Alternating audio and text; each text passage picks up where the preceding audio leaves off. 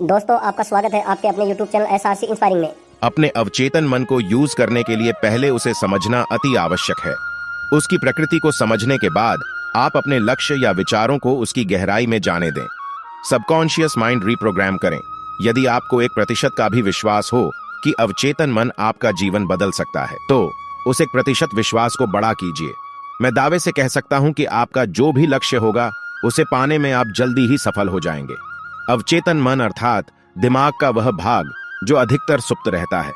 अवचेतन मन किसी भी बात का विरोध नहीं करता, ना ही कोई सवाल करता है। वह बस आपके विचारों को सच करने का काम करता है। अवचेतन मन को समझने के लिए चेतन मन के बारे में जानना आवश्यक है। सरल भाषा में कहूं तो मन के 2 हिस्से होते हैं। एक मन है चेतन मन अर्थात तार्किक मन।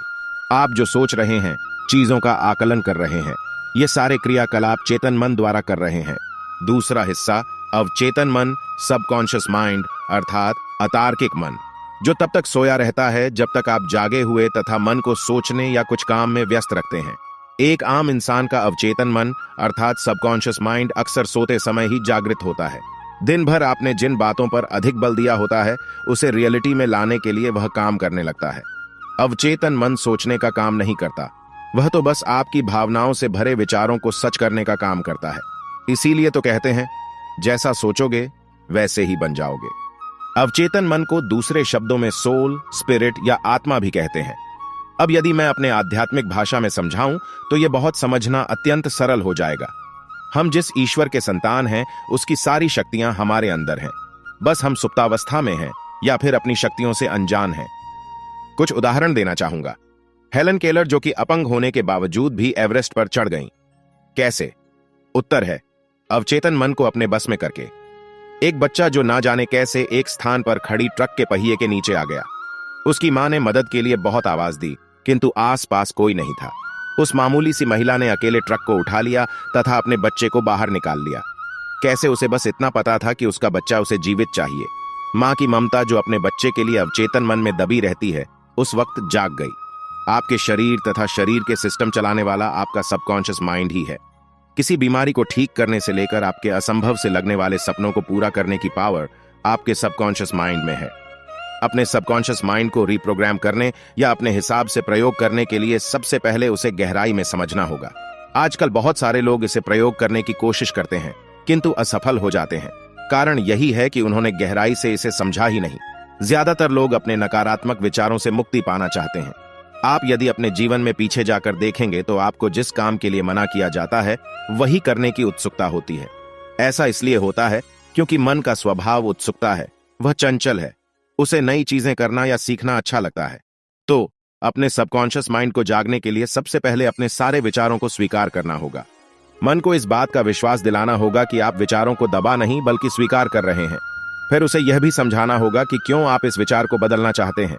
स्वयं के साथ तर्क करके आपको अपने चेतन मन को शांत करना होगा। जब चेतन मन शांत होता है तभी अवचेतन मन जागता है। यही समय है जब आप अवचेतन मन में नए विचारों के बीज डाल दीजिए। अवचेतन मन को सक्रिय करने के लिए चेतन मन का शांत होना अति आवश्यक है। अवचेतन मन को संदेश कैसे भेजे? अब आप विचार करके देखिए, आपका मन कब शांत होता है? जब भी आपको सही समय लगे उस वक्त आप अपने नए विचारों पर सोचना शुरू करें।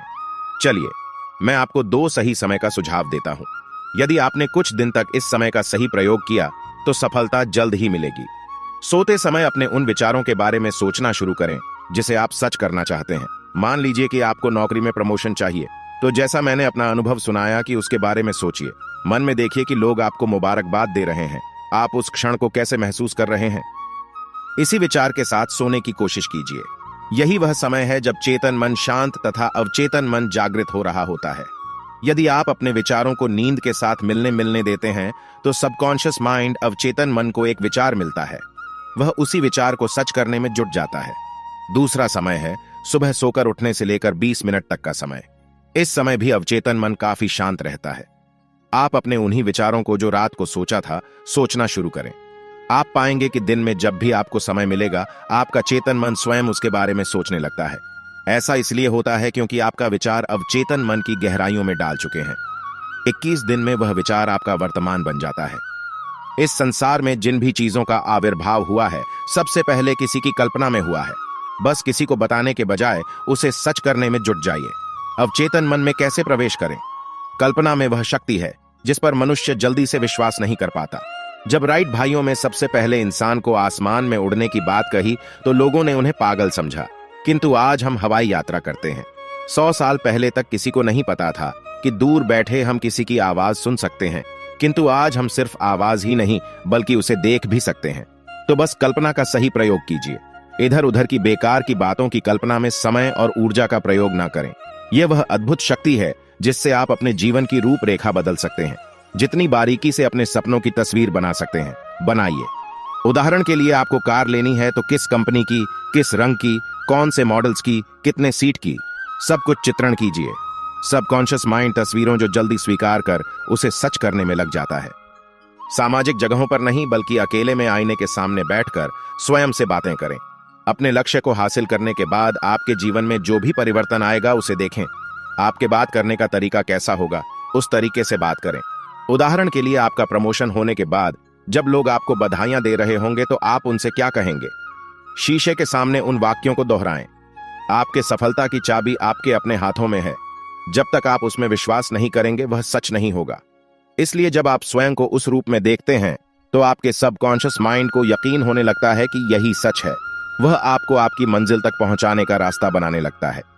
कई बार मनुष्य की असफलता का कारण उसकी अपनी ही सोच होती है। ज्यादातर रुकावट पुराने और संकुचित धारणाएं होती हैं। यदि आप अपने सबकॉन्शियस माइंड अवचेतन मन को जगाना चाहते हैं तो आपको यह समझना होगा कि उसको शक्तियां असीमित हैं। असीमित शक्तियों के प्रयोग के लिए आपकी सोच संकुचित नहीं हो सकती। ये विरोधाभास अनजाने में इंसान की सफलता के आड़े आता है। यदि आप अमीर लोगों के विचारों को ध्यान से देखेंगे तो पाएंगे कि किसी भी तरह के बदलाव को वे लोग आसानी से स्वीकार कर लेते हैं। गीता में भी तो कहा गया है कि परिवर्तन संसार का नियम है। अवचेतन मन को जागने का सबसे आसान तरीका है ध्यान योग का अभ्यास। मुझे पता है कि आम इंसान के लिए मुश्किल काम लगता है, किंतु मेरा एक सवाल है, यदि आपको पता चल जाए कि आपका अवचेतन मन ही अलादीन के चिराग से निकला हुआ जिन्न है, यह आपकी हर इच्छा को जो आज्ञा कहकर पूरा करेगा, तो आप क्या करेंगे? क्या आप इतने बड़े तोहफे के लिए स्वयं के साथ 30 मिनट नहीं बिता सकते? सफल लोगों की कैटेगरी में आना है तो उनकी दिनचर्या गौर से देखें। दौलतमंद लोगों के दिन की शुरुआत ध्यान से ही होती है। क्या आपने गौर किया है कि अक्सर इंसान भूतकाल की यादों या भविष्य की कल्पनाओं में जीता है? भूतकाल से सीख लेकर आगे बढ़ना ही समझदारी है, क्योंकि सीख के अलावा सब कुछ कचरा होता है। अवचेतन मन को जागने का एक तरीका यह है कि अपने लक्ष्य की पूर्ति के बाद आपके जीवन में जो भी परिवर्तन आएगा उसे आज से ही जीना शुरू करें। उदाहरण के लिए आप कैसे कपड़े पहनेंगे, किस तरह से चलेंगे या बात करेंगे, अपनी जो भी नई पहचान बनाना चाहते हैं उसे आज से ही करना शुरू कर दें। अवचेतन मन सिर्फ एक सिद्धांत पर काम करता है, वह ये कि आप जो करना चाह रहे हैं उसके बारे में आप क्या सोचते हैं। क्या आपको शक है कि ये होगा या नहीं होगा? तो यकीन मानिए, नहीं होगा। अपने अवचेतन मन को यूज करने के लिए पहले उसे समझना अति आवश्यक है। शुरू में हो सकता है कि आपका चेतन मन तर्क करेगा और आपको कई बहाने भी दिखाएगा, परिस्थितियों का बहाना, लोगों का बहाना, समाज का बहाना। किंतु यदि आपकी इच्छा शक्ति इन बहानों से अधिक शक्तिशाली होगी तो आप इन पर ध्यान नहीं देंगे। अवचेतन मन एक बहुत शक्तिशाली उपकरण है जो हमारे आसपास और हम पर होने वाली हर चीज को अवशोषित कर लेता है।